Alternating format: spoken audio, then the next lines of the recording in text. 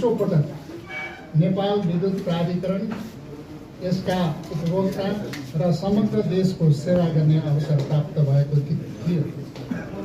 नेपालको संविधान तथा प्रचलित कानुनको परिधिभित्र रहेर निष्ठाका साथ दिन-रात देश र जनताको सेवामा आफूलाई समर्पित गर्न पाएकोमा मलाई गौरव महसुस भएको छ।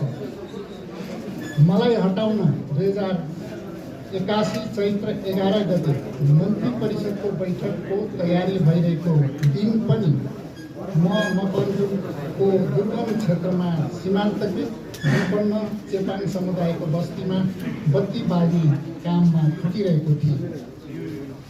नेपाली जनतालाई भरपर्दो गुणस्तरीय पर्याप्त र सुरक्षित विद्युत आपूर्ति उपलब्ध गराउने मुख्य उद्देश्यलाई इमान्दारीपूर्वक पूरा गर्ने क्रममा खटिरहेको राष्ट्र सेवा कर्मचारीलाई